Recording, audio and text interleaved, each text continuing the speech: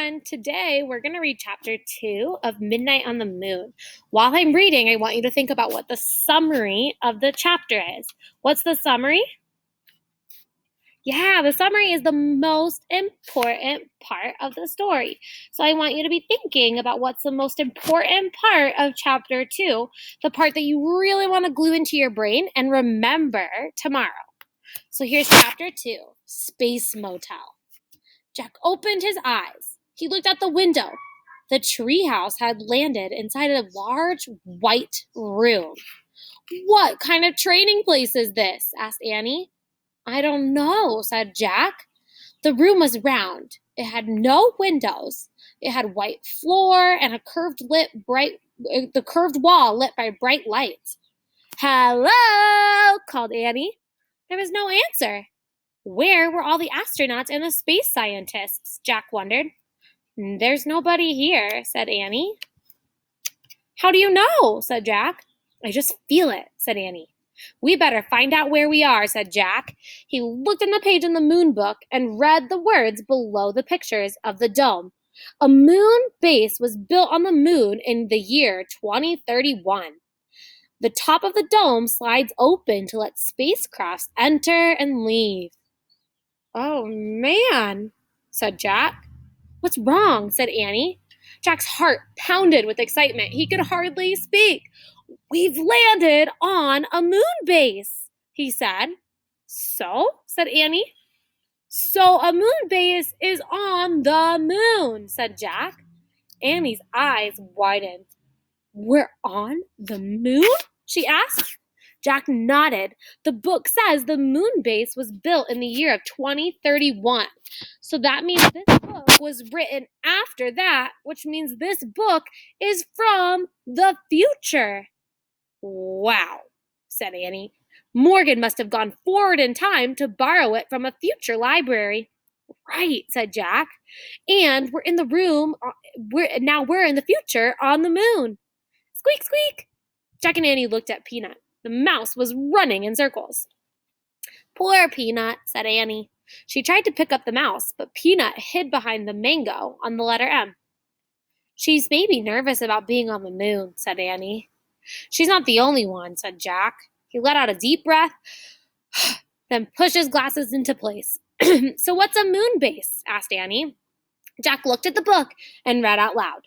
"When scientists visit the moon base for short periods, they eat and sleep in the moon base." "A space hotel," said Annie. "I guess," said Jack. He read more. "The small base has a landing chamber and a room for storing spacesuits. Air and temperature controls make breathing possible." "So that's why we can breathe," Jack said. "Let's explore," said Annie. "We have to find the fourth thing for Morgan." "No, first we should study this map." He pulled out his notebook. "You study it," said Annie. Jack copied the map, then he drew in the treehouse. Here's a map that he drew. It says space storage room. There's an airlock over here. Rocket entry right here. Landing chamber, and then the treehouse. That's where they are right now, inside that treehouse. They put an X there. Just like we learned in the time of pirates, they put an X to mark where they are. "Okay," he said, pointing to the X in his drawing. "We're here." Jack looked up. Annie was gone. "Oh, brother," Jack said. As usual, she left without him. Before they could even make a plan, Jack put the moon book and the pencil into his pack. Carrying his notebook and backpack, he started out the window. Squeak, squeak.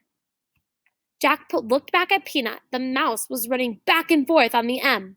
"Stay here and be safe," said Jack. "We'll be back soon." Jack swung himself over the windowsill. His feet touched the floor on the landing chamber. "Annie," he called. There was no answer. Jack looked at his diagram.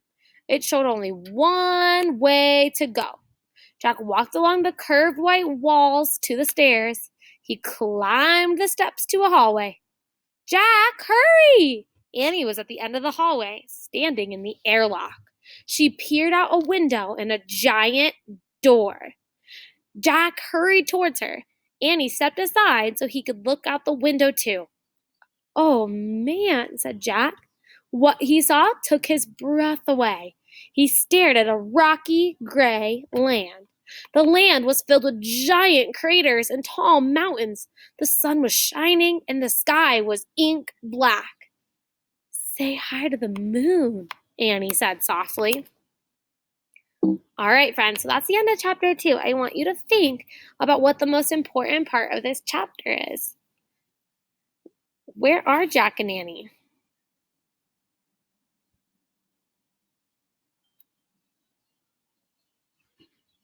Yeah, they're on the moon base right now. Jack drew the map. I think that's going to be important to remember that they're now on the moon. They're not on Earth anymore.